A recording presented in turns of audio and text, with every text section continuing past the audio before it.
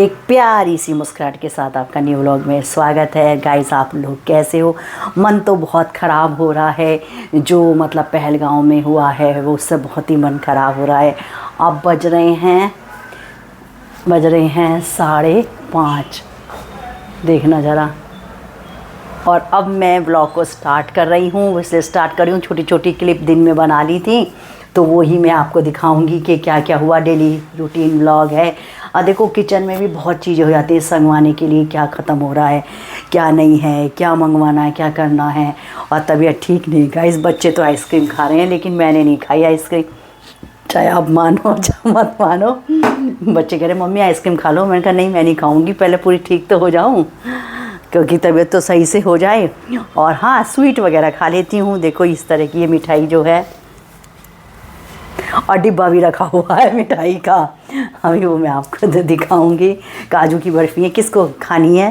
काजू की बर्फ़ी किस किस को पसंद है? एक टाइम था मैं काजू की बर्फ़ी बहुत पसंद थी, और अब देखो काजू की बर्फ़ी अच्छी नहीं लगती है।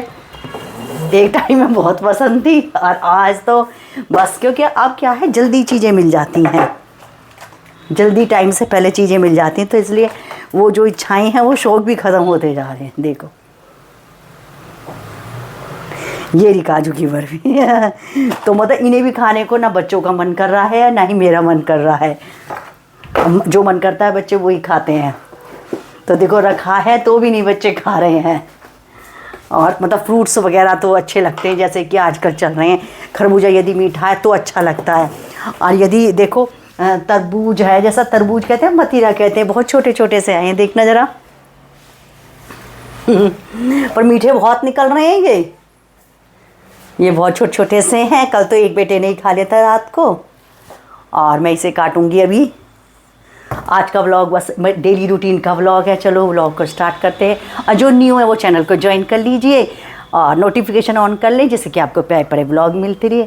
चलो स्टार्ट करते हैं। और ये मॉर्निंग का टाइम है, तो इसमें मेरे को तब ध्यान आया कि मैं बना लेती हूँ, मतलब वीडियो बना लेती हूँ। तो ये विनेगर डाल दिया है दूध में, पहले भी थोड़ा सा डाल दिया था, जिससे कि इसका पनीर बन जाए।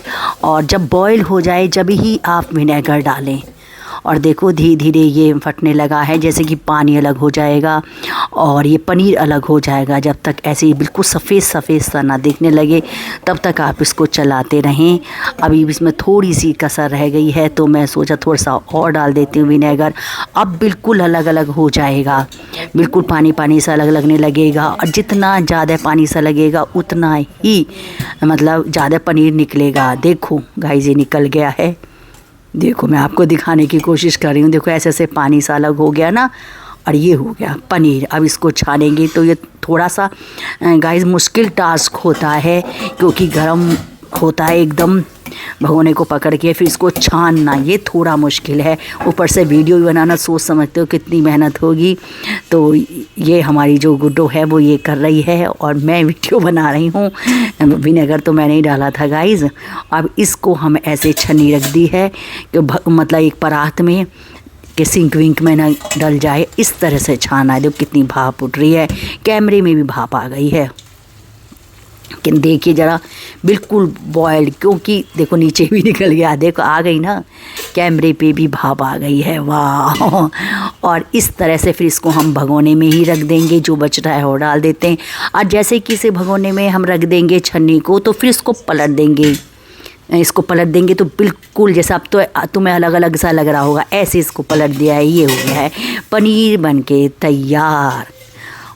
और गाइस, ये दोपहर का टाइम है, तो एक लोड मैंने सुबह ही सुखा दिया था। अब मैं इन्हें उतार रही हूँ, दूसरा लोड फिर सुखाऊंगी। देखो वाइट ही वाइट कपड़े ज़्यादा हैं, अब लगाऊंगी डार्क का। पर गर्मी का मौसम है तो जल्दी ही सूख जाते हैं कपड़े, ऐसा ज़्यादा समय नहीं लगता है। तो दिन के 2 लोड हो जाते हैं कपड़े के, एक डार्क का एक लाइट का। और फिर भी कुछ ऐसे रहते हैं जिनको हाथ से भी धोने पड़ते हैं कपड़े। और देखिए इतने सारे कपड़े हो गए हैं, फिर इन्हें मैं पोटली में ही बांधूंगी और जिससे कि ये प्रेस को चले जाएं और प्रेस हो जाए। मैं आपको दिखा रही हूँ, यहाँ ले आई और मैंने ये सोफ़े पे रख दिए हैं कपड़े। अब इनको एक बार और चेक करूँगी, धोने से पहले चेक करती हूँ और जब प्रेस को देती हूँ जब चेक करती हूँ। और गाइस देखिए डॉल, डर तो नहीं गए आप लोग इसको देख के? ये भारी रहती है क्योंकि श्रव्या आती है शाम को, तो हम इसके लिए रख रखी है डॉल। और ये क्या है, बहू रानी ने ही तन्नू को दी थी। और अब ये शाम का टाइम है तो ये बन रहे हैं आज भरवा करेले। वाह!